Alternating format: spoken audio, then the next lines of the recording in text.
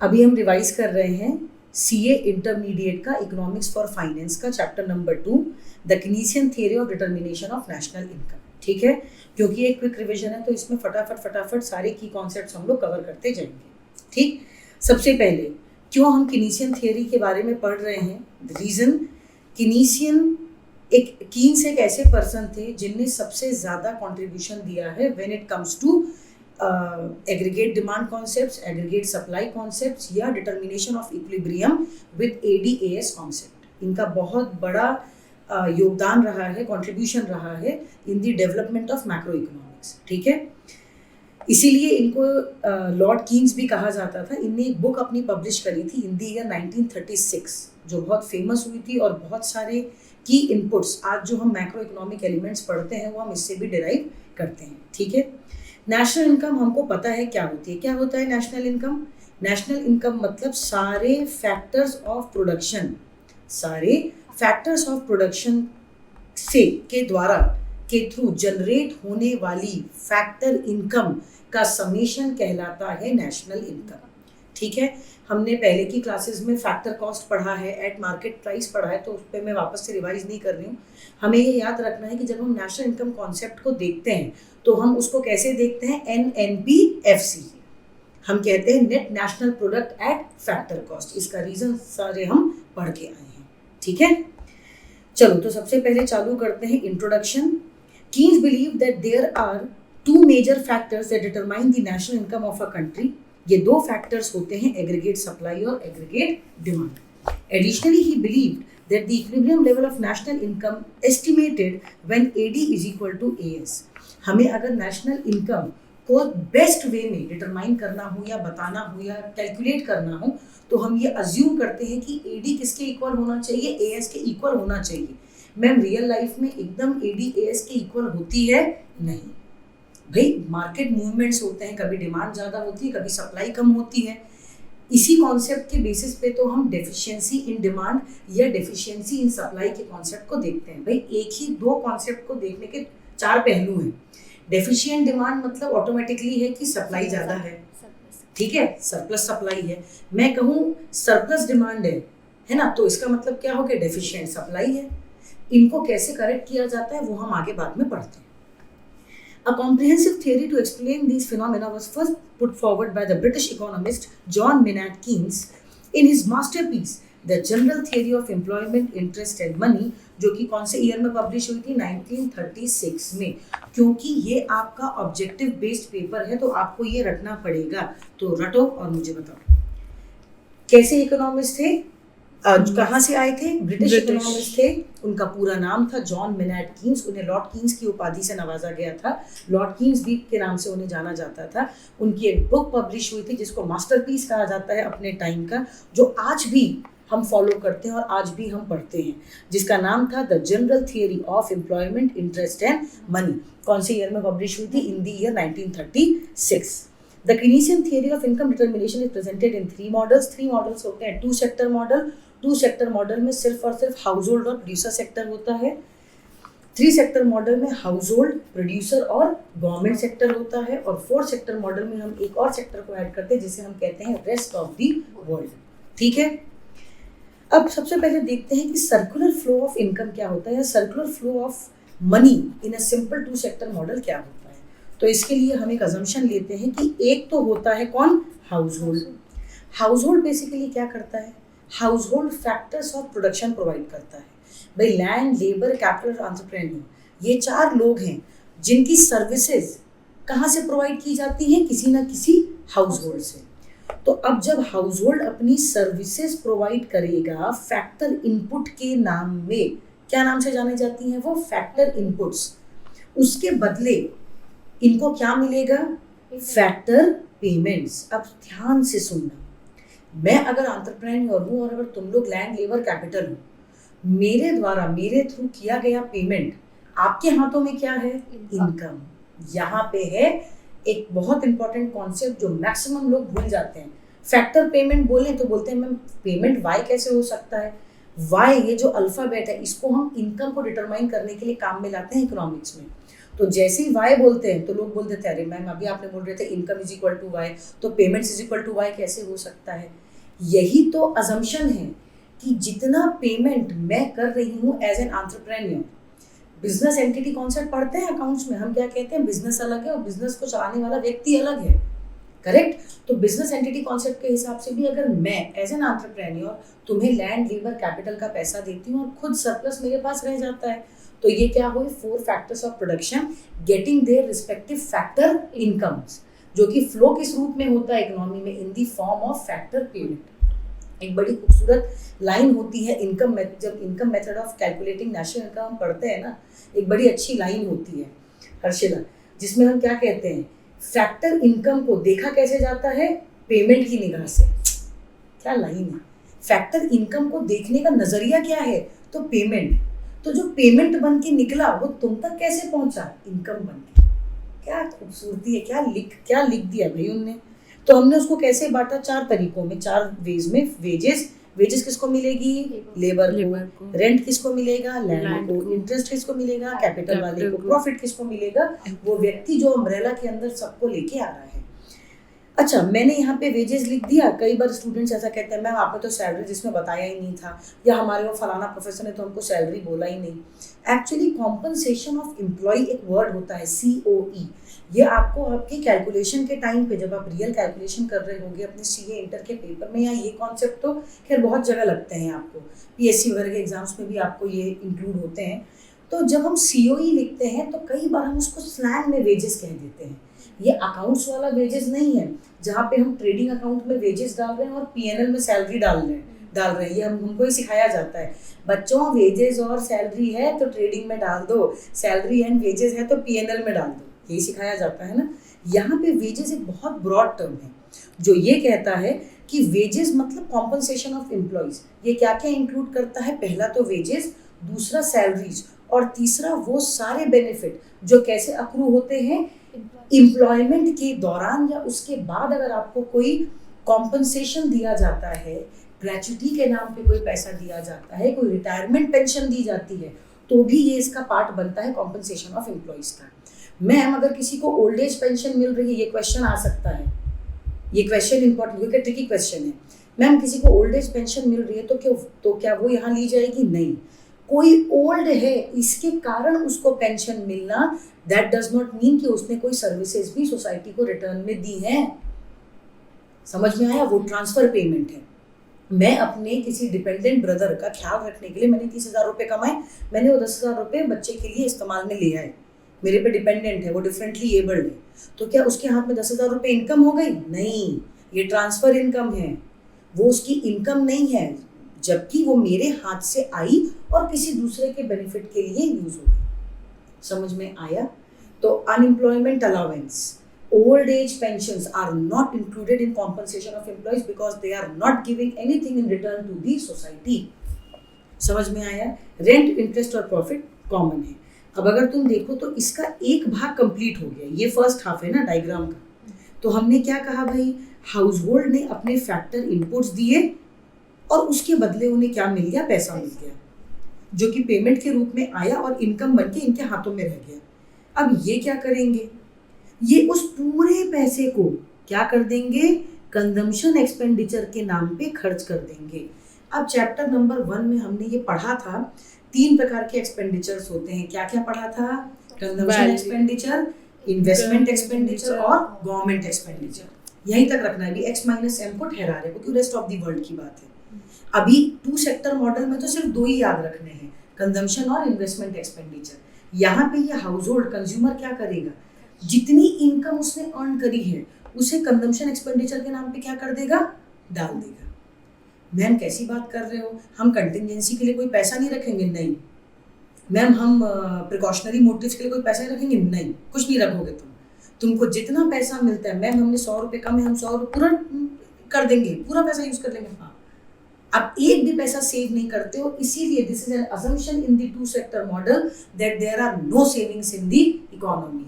तो when S is not there तो I कहाँ से आएगा, जितनी इनकम है वो पूरी की पूरी किस में बदल रही है, कंजम्पशन में बदल जा रही है। यही तो असम्पशन है। मैम 3 सेक्टर मॉडल से क्या ये सिचुएशन में कोई परिवर्तन आएगा, कोई बदलाव आएगा, चेंज आएगा? हाँ, वहाँ पे कुछ खर्चे हमारे बिहाफ में कौन करने लग जाएगी? गवर्नमेंट करने लग जाएगी। अभी ये सारे खर्चे कौन कर रहे हैं? हम कंजम्पशन एक्सपेंडिचर के नाम पे कर दे रहे हैं। फिर से चालू करेंगे। फैक्टर इनपुट के नाम पे हाउस होल्ड ने सर्विसेज दी फर्म्स को इसके बदले क्या मिला? फैक्टर पेमेंट मिला। ये फैक्टर पेमेंट कंजम्पशन एक्सपेंडिचर बन के क्या हो गया? लोगों के द्वारा खर्च कर दिया गया, जिसके बदले उन्हें क्या मिली? गुड्स एंड सर्विसेज मिली, जो कि फर्म्स ने प्रोड्यूस करी थी। तो देखो मैम, जितना इनकम थी वाई, वो हमने पूरी इस्तेमाल कर ली। हाँ, हमने पूरी की पूरी क्या कर दी? खर्च कर दी। ठीक है, इसका मतलब जितना भी डिमांड किया गया, जितनी डिमांड करी गई in the form of consumption expenditure, वो उतनी ही थी जितनी मार्केट में सप्लाई थी, एग्रीगेट सप्लाई थी। हेंस इस एक सिचुएशन में एडीएएस के क्या हो जाता है? इक्वल हो जाता है। यही तो उनका असम्पशन था कीन्स का। लेकिन इसमें बहुत सारे और भी असम्पशंस थे जो हम आगे अभी पढ़ेंगे। ठीक है, The resources such as land, labor, capital and entrepreneurial abilities flow from the household to business firms. As against this, money flows from business firms to the households in the form of factor payments such as rent, wages, profit and interest. The money flows from household to firms as consumption expenditure for the goods and services produced by the firm. As against this, the goods and services flow from business firms to household.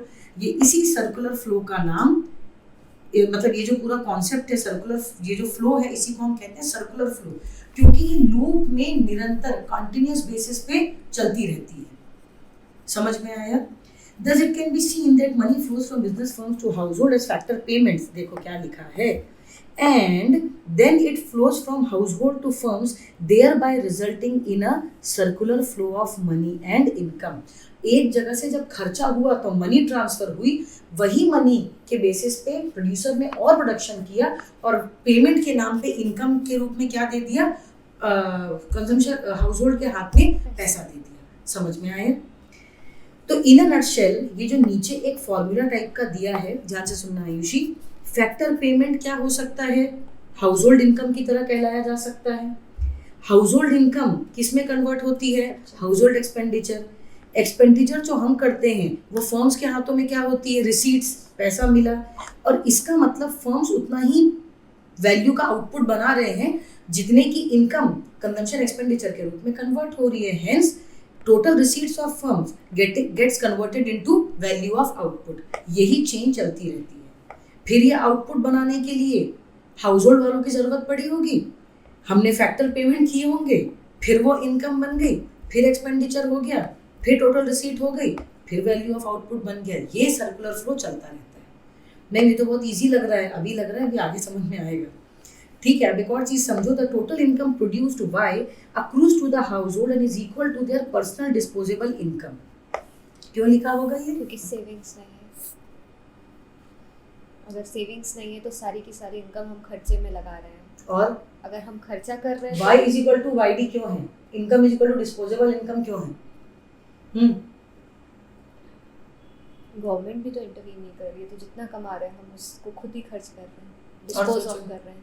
तो government खर्चा क्यों नहीं कर पा रही है? क्योंकि to sector model नहीं, ये तो क्या बात हो गई?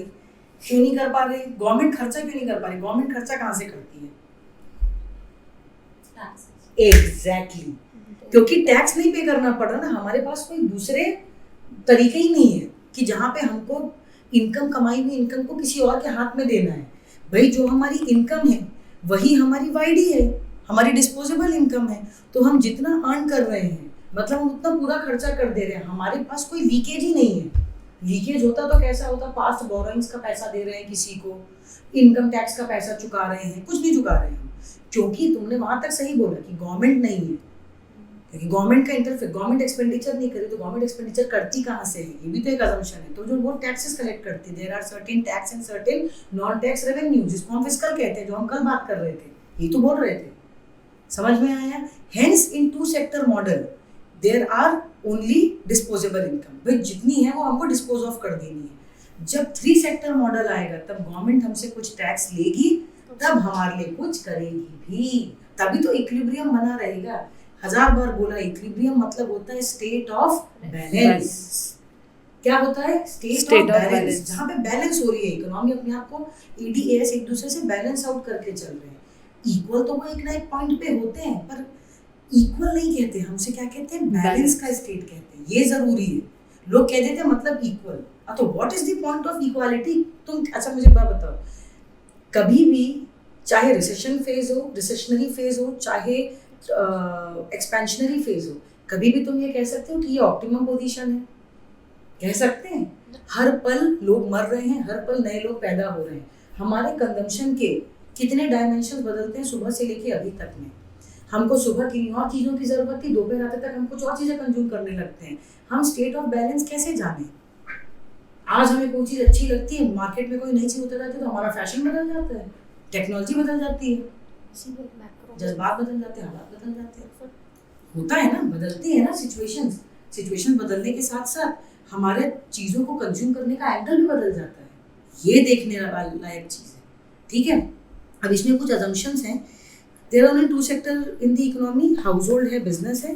The business sector hires factor of production owned by the household sector. फालतू चीज़ें नहीं बताऊंगी क्योंकि जो ये हमारे पास समय कम है, हमें क्विकली रिविजन करना है।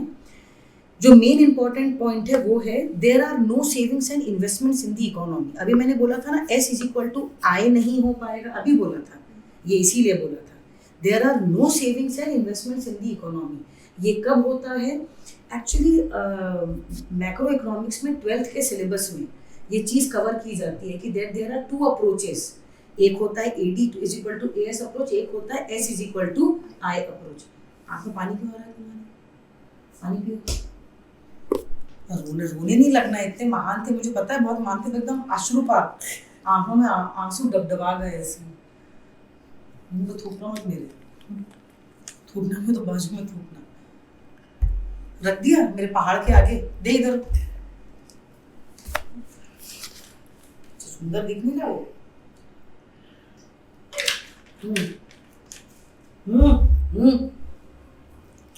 The household sector receives income by selling or renting factors of production owned by it.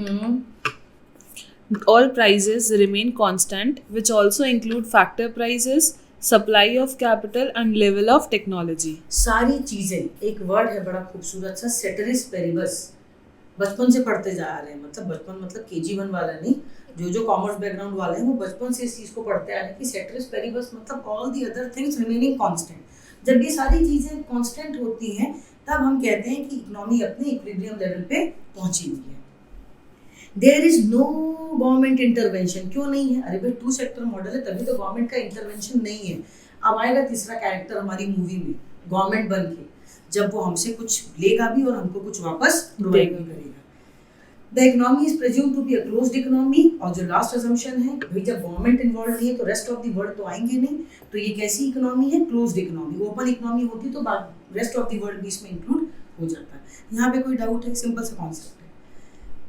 अभी determination of equilibrium national income. हम नेशनल इनकम कैसे डिटरमाइन करेंगे? Equilibrium means the state of balance. Tattoo करा लो इसको, तुम लोग करा लो, टैटू करा लो। क्या कह रहा है?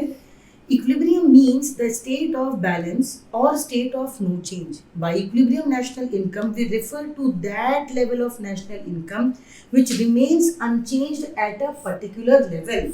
हर बार जब मैं कभी ये क्वेश्चन पूछती हूँ, बता रही हूँ क्या, ये बनाया मैंने, ये बनाया है, फिर मैंने ये बनाया D डैश, फिर S डैश, और मैं बोलती हूँ बताओ यहाँ पे क्या आता है? मैम 2 पॉइंट पे आके 2 कर्व्स मिल गए, 1 पॉइंट पे आके, ये आंसर करोगे। यहाँ से डिटर्मिनेशन किस चीज का होता है? EP, equilibrium price. तो हम ये कहते हैं कि इक्विलिब्रियम लेवल पे ये सारी चीजें क्या हो जाती हैं? एक पर्टिकुलर लेवल पे आके टिक जाती हैं, जिसको हम कहते हैं एक पर्टिकुलर प्राइस लेवल। ADAS के मिलने से एक पर्टिकुलर प्राइस लेवल पे क्या हो जाती है? चीजें मिल जाती है, वो कहलाता है इक्विलिब्रियम लेवल बेसिकली, इसलिए उसको इतना पढ़ा जाता है। Equilibrium means the state of balance और state of no change. By equilibrium national level, we refer to that level of national income which remains unchanged at a particular level. At this level, there is no tendency for income or output to rise or fall. देखो ना क्या issue हो रहा है, कुछ password का problem हो रहा है, समझ में आया? In the two sectors economy the equilibrium output हो गया, शायद हो गया मैम से देख ले फिर भी एक बार। When the desired amount of output demanded by all the agents in the economy accurately equals the output produced in a given period of time, मतलब जितना प्रोडक्शन किया गया पूरा का पूरा कंज्यूम कर लिया, या ये कह लो कि उतना ही कंज्यूम किया गया जितना प्रोडक्शन था। अब भाई ऐसे पकड़ो चाहे ना कैसे पकड़ो, बात वही है, दोनों एंगल से एक ही चीज देख रहे हैं, ठीक है? तो हम ये भी कह सकते हैं कि production plans of firms exactly match करते हैं किससे? Expenditure plans of house hold. अब इस कॉन्सेप्ट को ना प्लान वाले को कुछ कहते हैं जो मैं अभी नहीं बताऊंगी, जो तुम लोग क्या करोगे, रिसर्च। उसके आगे अच्छा चलो हिंट दे देती हूँ, एंटे और पोस्ट, एक्स एंटे और एक्स पोस्ट, ये दो कॉन्सेप्ट होते हैं।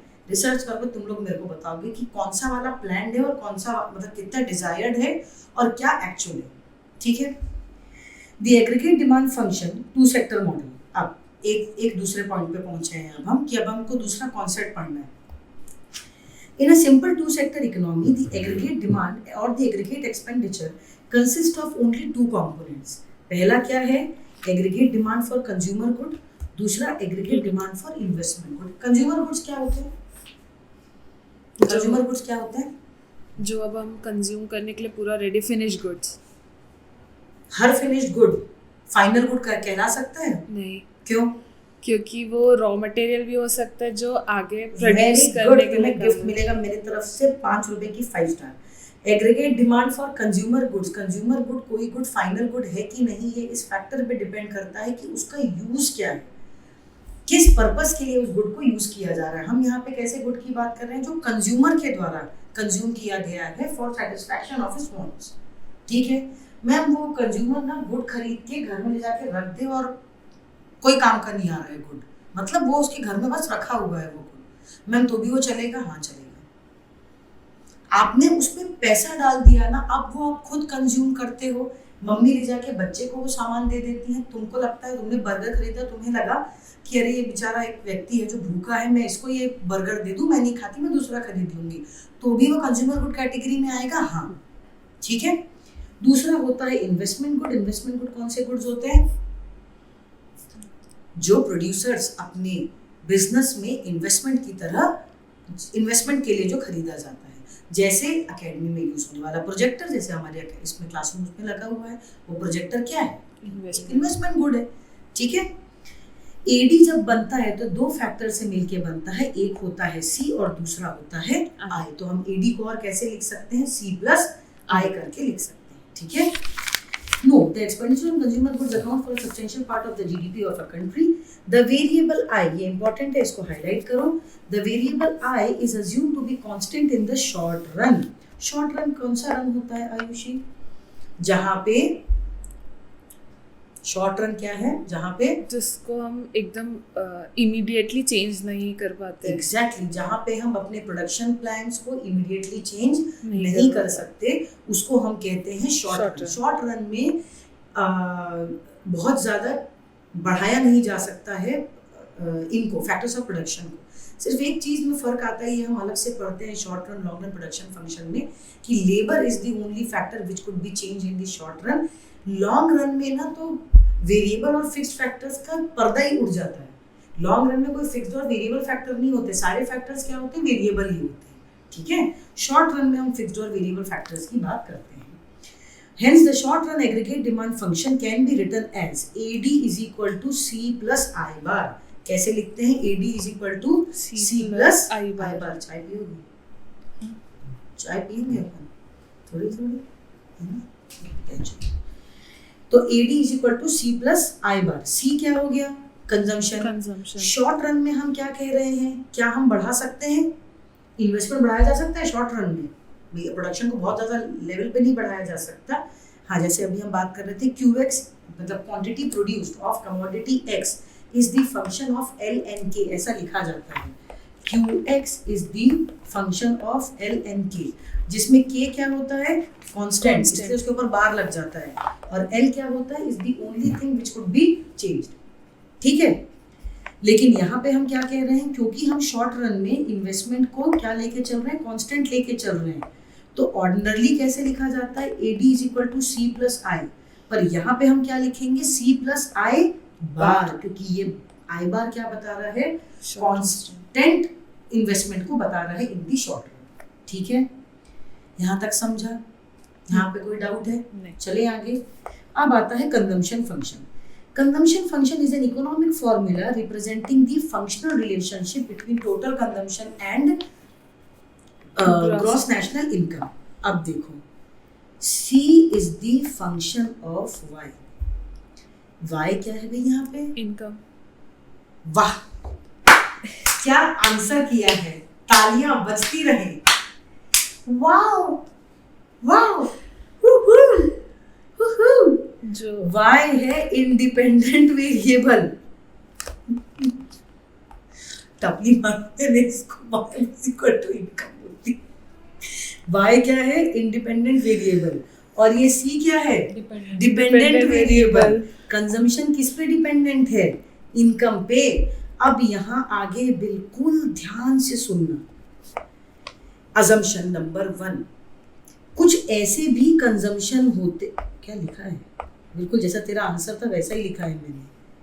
कुछ ऐसे भी कंजम्पशन होते हैं जो इनकम पे डिपेंडेंट नहीं होते हैं। कुछ भी बोल रही हो आप, ऐसा होता है। Sorry, don't take me otherwise, क्योंकि मैं इकोनॉमिक्स पढ़ा रही हूँ तो मुझे रॉ और क्रूड होकर हमको बात करनी पड़ती है। अगर ऐसा नहीं होता ना कॉन्सेप्ट, तो बेगर्स मर जाते, या जो लोग इनकम अर्न नहीं करते वो मर जाते। क्योंकि अगर हम ये कहते हैं कि Y is the independent variable and consumption is the dependent variable, और अगर हम ये फंक्शनल रिलेशनशिप इनके बीच में बैठाते हैं, तो हम ये कहना चाह रहे हैं कि कंजम्पशन तभी पॉसिबल है जब इनकम है। तो फिर उन लोगों के बारे में क्या जिनकी इनकम ही नहीं है, क्या वो मर गए सबके सब देश में या पूरी दुनिया में?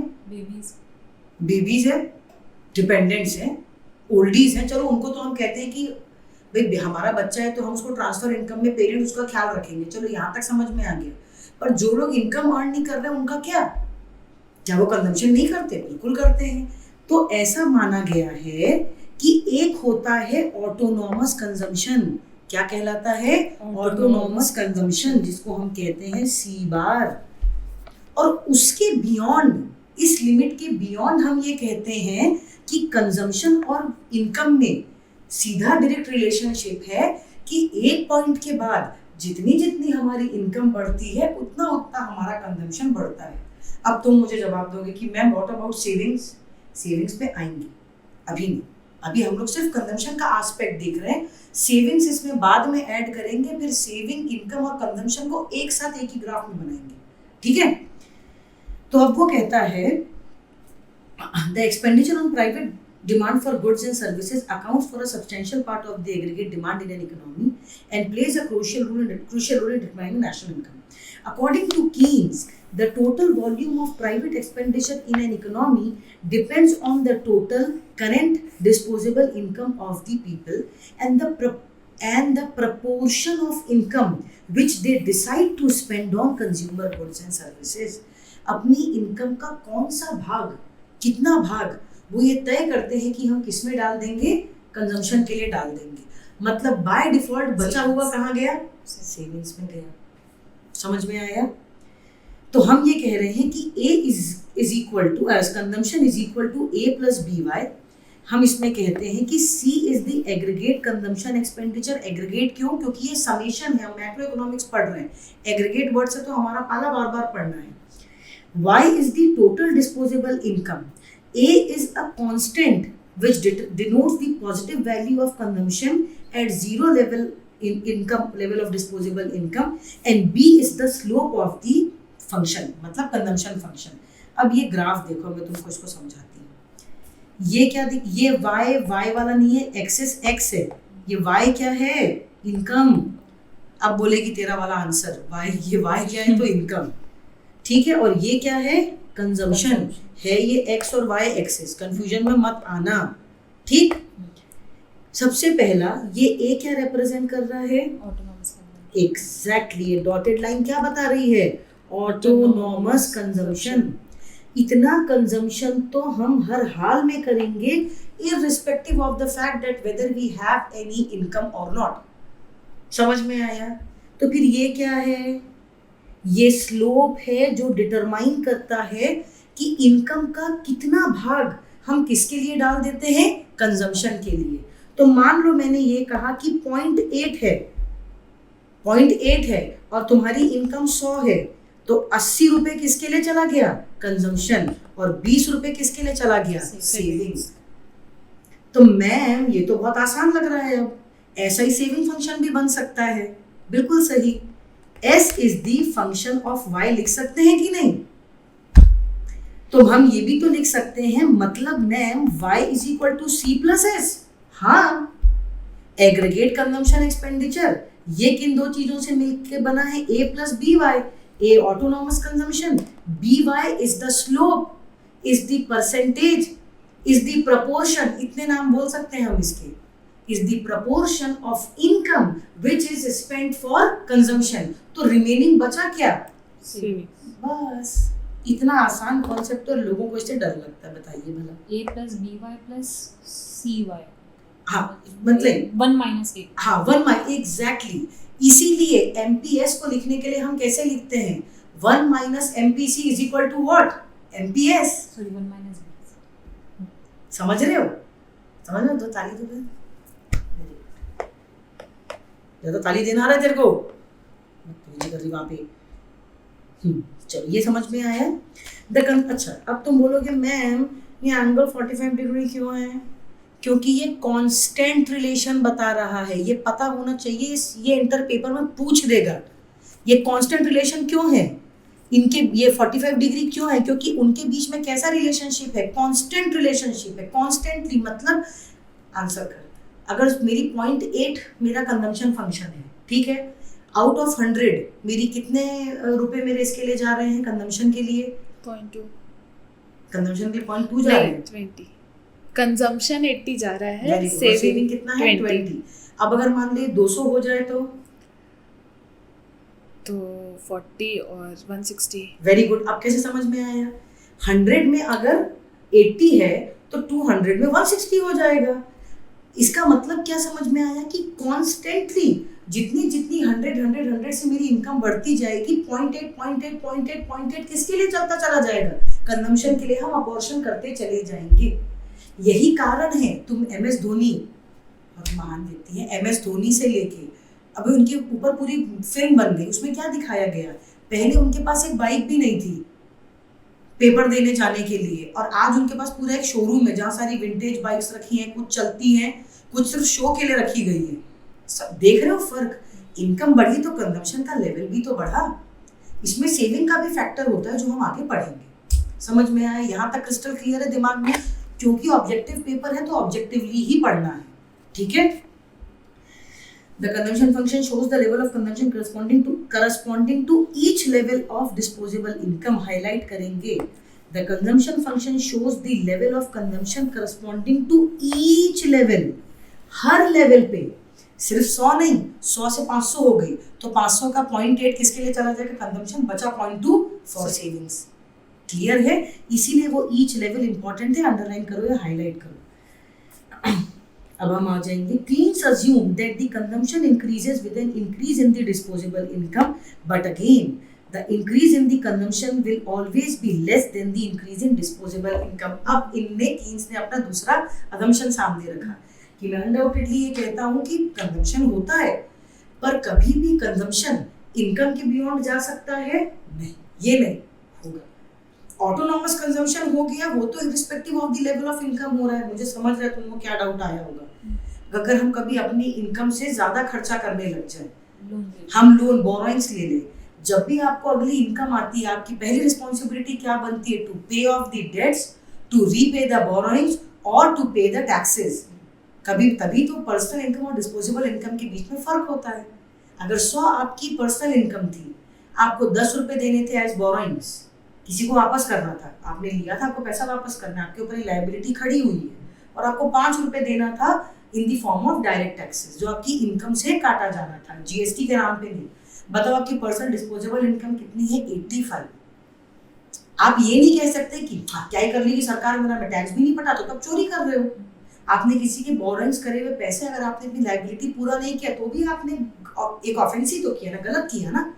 बैंक को इंटरेस्ट देते हैं ना हम, बैंक ये थोड़ी ना बोलते अरे लल्लो बेटा आप तुम्हारे वहाँ कोई पढ़ने नहीं आया, अकेडमी में जान दो, आप तुम्हारे पास पैसे नहीं है, इंटरेस्ट मत दो, मैं अगले साल ले लूंगा। कभी सुना ऐसा बोलते हुए? नहीं।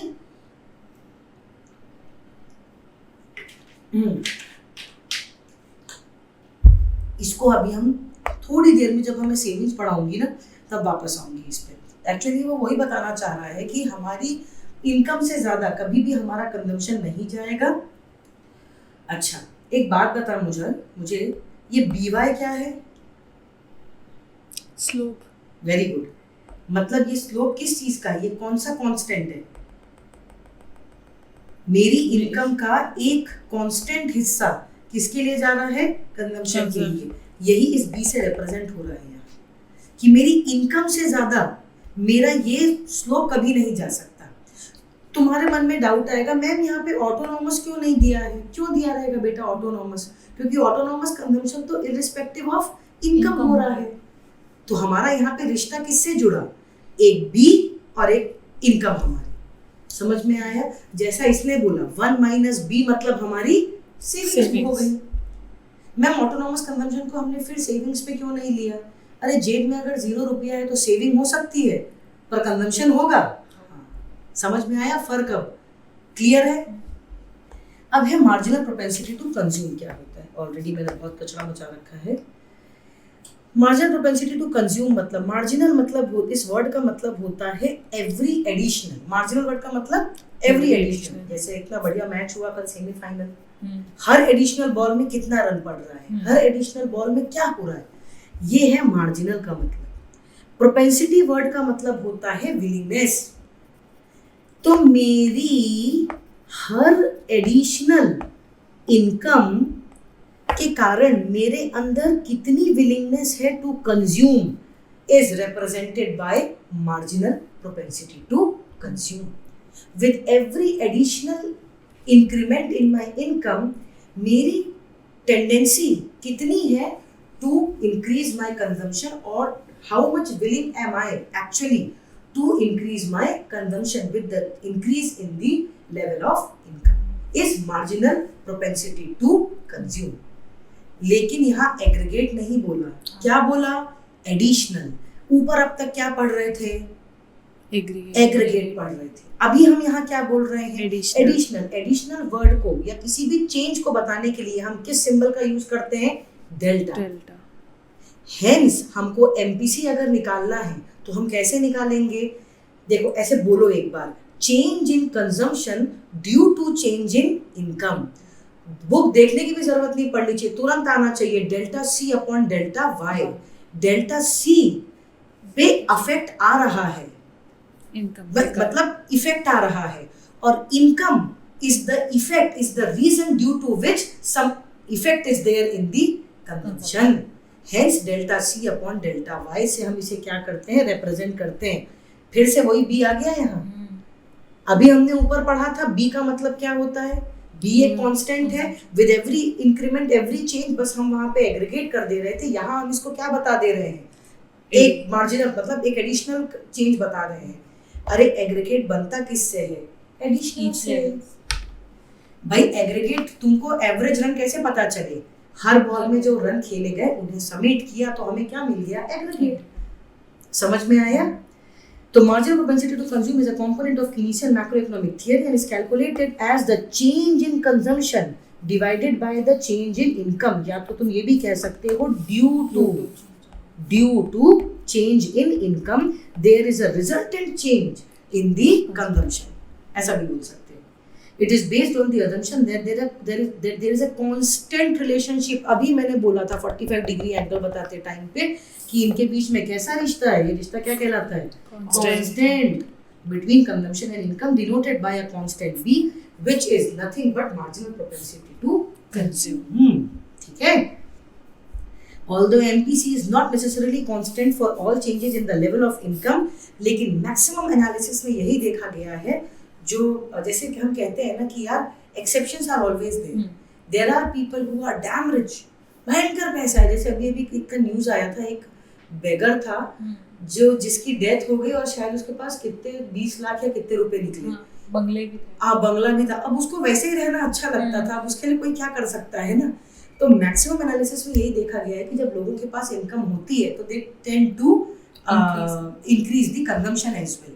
अब एक आधा ऐसे एक्सेप्शनल लोग होते हैं भी, अब ये वो एक्सेप्शंस के कैटेगरी में आ जाते हैं। मैक्सिमम एनालिसिस यही कहता है कि जब इनकम बढ़ती है तो हमारी कंजम्पशन भी बढ़ता है। ठीक, अब मुझे एक बात बताओ, अभी तक हम जब मार्जिनल पढ़ रहे थे तो हम एक वैल्यू को ले रहे थे। अब जब एग्रीगेट पढ़ेंगे, मतलब एवरेज प्रोपेंसिटी टू कंज्यूम पढ़ेंगे, तो हम यहाँ क्या करेंगे, C अपॉन Y, भाई total consumption upon total income. समझ में आया? रीड करो वाला paragraph. The average propensity to consume refers to the percentage of income spent on goods and services rather than on savings। Highlight भी करो उसको। Highlight मतलब क्या होता है बेटा? वो अंडरलाइन कहते हैं उसे, और जब मैं हाईलाइट बोल रही हूँ मतलब हाइलाइटर से।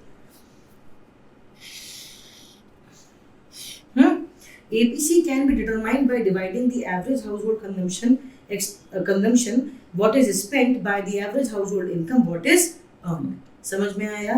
ये एक रिलेशनशिप दिया हुआ है इनकम और कंजम्पशन का, जिसमें MPS भी इंक्लूड किया है। MPS अगर देखो तो कैसे लिखा जाता है, 1 माइनस MPC की तरह लिख दिया जाता है। तो MPS अगर लिखना होगा तो क्या करेंगे, delta S upon delta Y। और अगर मैं तुमको बोल दूं APS निकालो तो क्या करोगे, S अपॉन Y। बस इसके बाद बच्चे बोलते हैं प्रैक्टिकल बन नहीं रहा। कैसे नहीं बन रहा न्यूमेरिकल? सेविंग फंक्शन क्या होगा, अभी कंजम्पशन फंक्शन में पढ़ाया था। जब consumption function is the function of y तो s is also a function of y। अब अगर मुझे लिखना हो, अब देखो इधर, alternatively it can also be written as s is equal to y minus c, या मैं ये भी कह सकती हूँ कि y is equal to c plus s। खत्म। क्या डाउट है इसमें, पूछो। Marginal propensity to save क्या कहता है, MPS is the proportion of an aggregate increase in pay that a consumer spends on savings rather than on consumption of goods and services। अच्छा, एक और बात याद रखना, gone are the days जब हम गुड्स की कैटेगरी में या कंजम्पशन की कैटेगरी में सिर्फ गुड्स को इंक्लूड किया करते थे। वो दिन कब के चले गए। अभी तो सर्विस सेक्टर का बोलबाला देख रहे हो, सारे प्लेयर्स को देखो, एक्टर्स को देखो, कितना अर्न कर रहे हैं, टीचर्स को देखो कितना पैसा कमा रहे हैं, बढ़िया। तो सर्विस, डॉक्टर्स पिक्चरें बन गई भाई उस पर, मतलब कितना इनकम अर्न कर रहा है सर्विस सेक्टर। ठीक है, तो जब भी कभी you are writing your answer, और even if you are studying any concept, क्योंकि इकोनॉमिक्स सिर्फ आज नहीं, तुम if you are doing CA तो तुम्हें वो आगे तक काम आएगा। CA ही नहीं, मतलब CA में किसी भी क्षेत्र में इकोनॉमी का पार्ट है, तो इकोनॉमिक्स से दूर तो हो नहीं सकते, है ना। MPS is a component of Keynesian macroeconomic theory and is calculated by change in savings divided by the change in income। अब वो उसमें मल्टीपल तरीके यहाँ पे दिए गए हैं, उसमें क्या मतलब मेरा ही लिखा हुआ है यहाँ पे मल्टीपल तरीके दिए हुए हैं। Delta S upon delta Y लिख सकते हैं। MPS को हम और क्या लिख सकते हैं, 1 माइनस B, जिसका आंसर इसने तभी कर दिया था। Correct, very good. हम ये भी कह सकते हैं कि भाई MPS is equal C plus MPC plus MPS is equal to 1, हम ये भी कह सकते हैं। ऑल्टरनेटिवली हम ये भी कह सकते हैं कि MPS is equal to 1 minus MPC। तो there are various ways of writing it, but in any case whether MPS can be any value when income is equal to 0, नहीं। वेरी गुड, फिर रिपीट कर रही हूँ, क्या MPS की कोई भी वैल्यू हो सकती है अगर income y is equal to 0 है तो? क्यों? इनकम नहीं है तो सेव कहाँ से करेंगे, लेकिन बिना इनकम के कंजम्पशन तो होना ही पड़ेगा। कंजम्पशन हर हाल में होता है। अगर कंजम्पशन नहीं होगा ना तो तुम समझ रहे हो इकोनॉमी स्टैंड स्टिल पे आ जाएगी, रुक जाएगी, नहीं अलाउड है, नहीं हो सकता।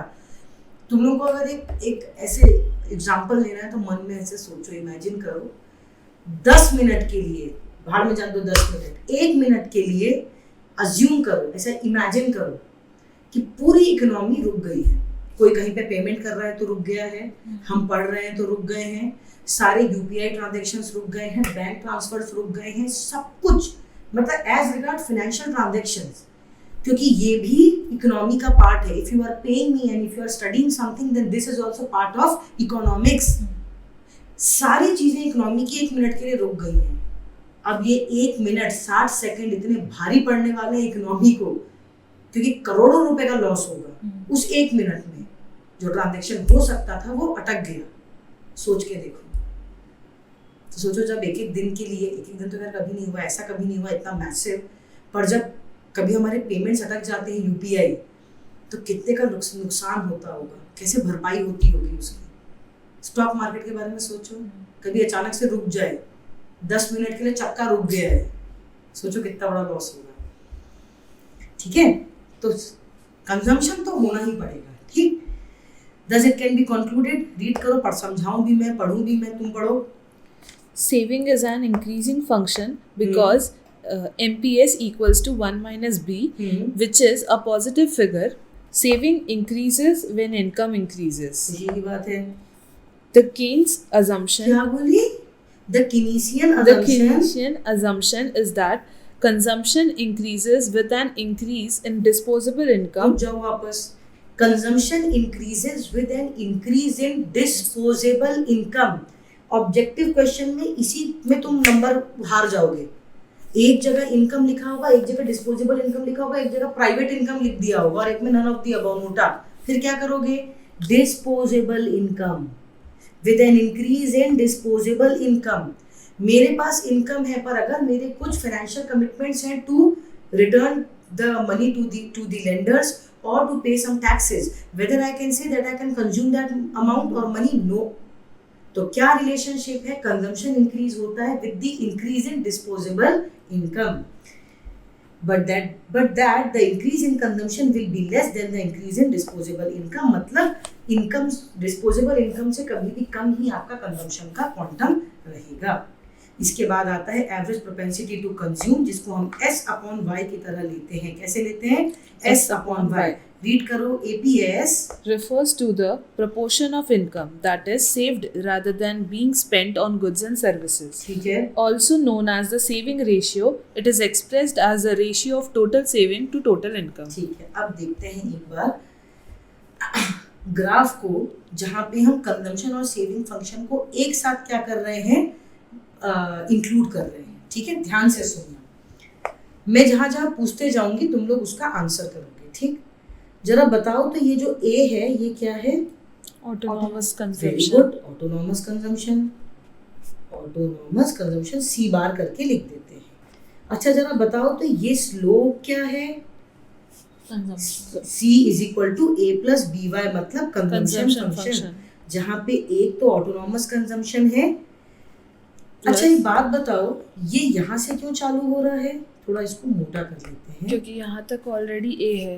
वेरी गुड, क्योंकि यहाँ तक ऑलरेडी A है. Very good. ये A को इंक्लूड कर लिया. हाँ जी. अब ये बचा हुआ BY क्या है? ये स्लोप है. ये कांस्टेंट रिलेशनशिप है जो 45 डिग्री एंगल पे बनता है. ठीक है. इनकम कहाँ से राइज हो रही है? ओरिजिन पॉइंट से. क्यों राइज हो रही है ओरिजिन पॉइंट से? कभी सोचा ये ओरिजिन पॉइंट से क्यों आ रही है जी?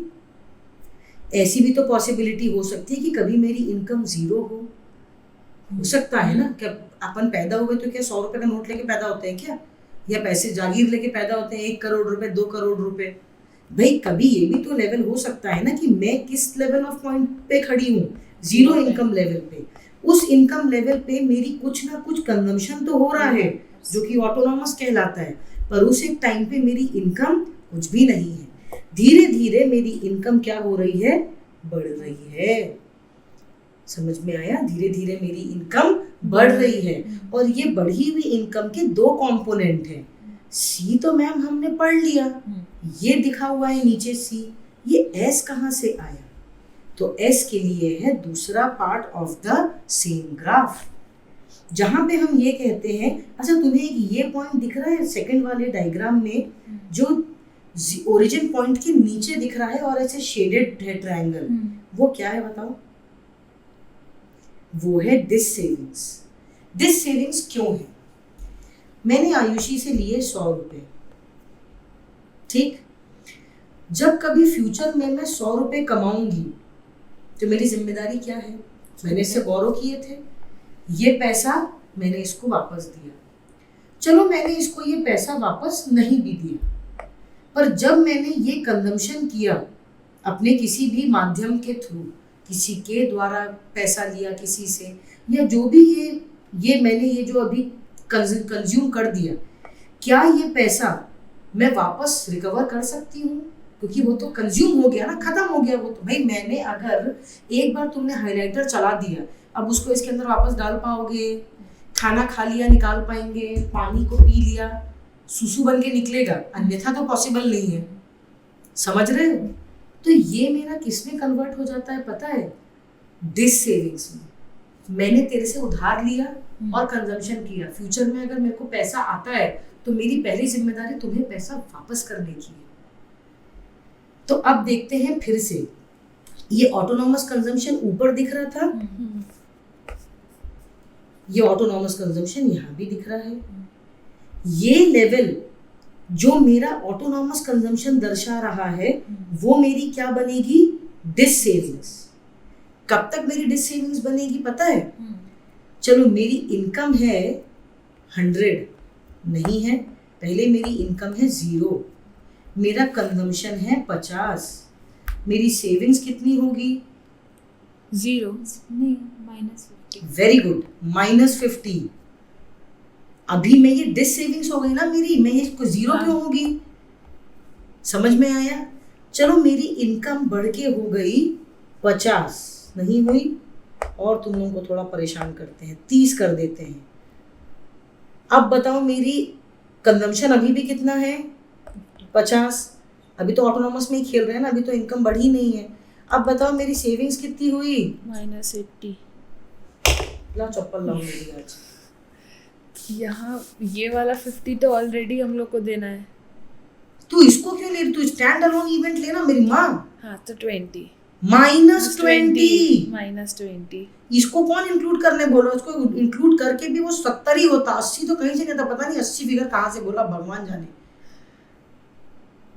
समझ में आया? 30 मेरा इनकम थी, कंजम्पशन मुझे 50 ही करना है। 30 तो मैंने कॉम्पनसेट कर लिया, बचे 20 को मैंने क्या किया? कहीं से एडजस्ट किया। दिख नहीं रहा? उल्टे में अंधी भी हो गई है साथ ही साथ। 50 मेरी इनकम है, 50 मेरा कंजम्पशन। अब बोलो हम कौन से पॉइंट पे हैं? 0। अब आते हैं ग्राफ में, बहुत ध्यान से देखना, लेजर का इस्तेमाल कर रही हूं। ये एक पॉइंट ऐसा है बीईपी का, ब्रेक इवन पॉइंट का, जहां मेरी इनकम किसको इक्वल टू हो गई? कंजम्पशन। पर इसका मतलब ये भी तो हुआ कि मेरी सेविंग्स 0 पे आ गई। हेंस एक्स एक्सिस पे डिस सेविंग्स यहां से बढ़ी चली और इस एक पॉइंट पे वो किस पे आ गई? 0 पे। चलो मेरी इनकम को बढ़ाते हैं अब 80 पे। ड्यू टू चेंज्ड इनकम मेरी कंजम्पशन तो बढ़ेगा भैया, ये तो भाई इटर्नल रूल है। तो मेरा कंजम्पशन हो गया 70, तो अब बताओ मेरी सेविंग्स कितनी हो गई? 10। Hence beyond this point, as and when my income increases, my consumption तो by default increases, but there is also increase in the savings. तो ये जो बीच का गैप है वो क्या बताता है? सेविंग्स। इनकम का एक कंपोनेंट किस में चला गया? कंजम्पशन में, और एक कंपोनेंट किस में चला गया? सेविंग्स में। Hence y is equal to C plus S। समझ में आया? क्या ये डिफिकल्ट है? इसमें सिर्फ लॉजिक है। लिख लो ये वाला एग्जांपल तुम, नहीं तो लिख के बताना, वरना ये सेम चीज यहाँ दी भी हुई है। लॉजिक लगाओ, लॉजिक। इसके सबसे एंड में, अपेंडिक्स में इस बुक की जिससे पढ़ रहे हो ना अभी, उसके सबसे एंड में पन्ना पलटो दुनिया देखो, इसमें सेविंग और कंजम्पशन के ये दिए हुए हैं। पलटो आप पलटो, का रिश्ता दिया हुआ है ये, और डिटेल में दिया हुआ है। इसको पढ़ना, और ये इसके ऊपर एक न्यूमेरिकल है तो इस पे बेस्ड है। इसमें तुम्हें सब एक बार में मिल जाएगा, सबसे आखिरी पन्ने में। ठीक है, इसको पढ़ना। ये समझ में आया? तो एक बार इसको अब ग्राफ चलो छोड़ देते हैं, टेम्पोरली रिवाइज करते हैं। कंजम्पशन तो हर हाल में होना पड़ेगा, तो कभी ऐसी स्थिति थी कि मेरी इनकम 0 थी, कंजम्पशन था, हाँ, तो इसका मतलब अब सेविंग क्या है? कुछ नहीं, डिस सेविंग्स हो गए, ठीक है। मेरे इनकम बढ़ी लेकिन मेरे ऑटोनॉमस कंजम्पशन लेवल के बिलो थी। ऑटोनॉमस कंजम्पशन तो अभी भी मेरा हमारे वाले एग्जांपल में 50 था। डिस सेविंग्स मेरी कितनी हो गई? वो अमाउंट कॉम्पनसेट हो गई जितनी से मेरी इनकम बढ़ी। जैसे हमने लिया था 30, 50 और -20। एक पॉइंट ये आया जहाँ पे मेरी इनकम मेरे कंजम्पशन के इक्वल हो गई, तो मेरी सेविंग्स क्या हो गई? 0। इसके बियॉन्ड अगर मेरी इनकम बढ़ती है तो मैं कुछ कंजम्पशन तो मैं ओवर एक्टिंग तो मैं करूंगी, कंजम्पशन तो मैं कुछ ना कुछ बढ़ाऊंगी, पर मैं एक भाग किसके लिए क्या करना चालू कर दूंगी? सेविंग्स की तरह भी रखना चालू कर दूंगी। समझ में आया? तो बीईपी वो एक ऐसा पॉइंट है, ब्रेक इवन पॉइंट, जहाँ y = c कंजम्पशन होता है, और उससे अगर नीचे एक लाइन लेके आओ तो x axis of the second part of the graph, मतलब जो सेविंग फंक्शन को रिप्रेजेंट करता है, वहां पे वो किस पे टिक जाना चाहिए? 0। ये है वो पॉइंट जो एक दूसरे से क्या होता है? मिलता है। ये बीईपी है, आयुषी ध्यान से देखो, ये पॉइंट इससे मिला और ये कहाँ टिका हुआ है? देखो x एक्सिस में। ये अगर बीईपी है, लिख लो यहाँ पे बीईपी, तो मेरी सेविंग्स कितने पे है? 0 पे। बियॉन्ड दिस पॉइंट, इस पॉइंट के beyond, as and when my income increases, my consumption increases and my savings also increases. इनके बीच का अनुपात कुछ भी हो सकता है, 0.8, 0.2, 0.6, 0.4, 0.5, 0.5। अब मैं बहुत अमीर हो गई हूँ, मेरे पास जरूरत की सारे सामान है, मेरे पास सभी कुछ है, ठीक है, जरूरत की सारे सामान भी आ गए। अब मेरी सेविंग्स ज्यादा होने लग जाएंगी और मेरा कंजम्पशन थोड़ा सा श्रिंक हो जाएगा, तो उल्टी अब कॉइन फ्लिप हो जाएगा। अभी तक कंजम्पशन ज्यादा था 0.6, 0.8 और सेविंग्स 0.4 और 0.2 हो रहा था। अब क्या होगा? कंजम्पशन हो जाएगा 0.2 और सेविंग्स का क्वांटम ज्यादा हो जाएगा, 0.8 हो जाएगा। अरे चावल जितना खाएंगे उतना ही खाएंगे। अब घर में दाल चावल, कुकर, फ्रिज, वॉशिंग मशीन सभी कुछ खरीद लिया है। अब डेली जो खर्चा करते हैं वही करेंगे, और अभी कोई दिवाली वाली का टाइम रहेगा तो स्पेशली कुछ खरीद लिया तो बात अलग है। जबरदस्ती थोड़ी ना खर्चा करेंगे कि आओ चलो पैसे में आग लगाए, ऐसा तो करेगा नहीं कोई। समझ में आया? वही स्टेज पे लोग जाके बोलते हैं कि पैसे से खुशी नहीं मिलती। हाँ बस वही स्टेज है, वही जब सेविंग्स बढ़ जाए तब फिर डिप्रेशन आ जाता है। ठीक है, अब हम बात करेंगे 2 sector model of determination of national income. एक ब्रेक ले लेते हैं, चाय पी लेते हैं, उसके बाद चालू करेंगे। ठीक है, यहाँ तक सब समझा? क्लियर है? इसके बाद चैप्टर में खत्म हो जाएगा। अब 2 सेक्टर है, 3 सेक्टर है, 4 सेक्टर और चैप्टर खत्म। एक गो में पढ़ेंगे 2 सेक्टर, 3 सेक्टर, 4 सेक्टर। ठीक है।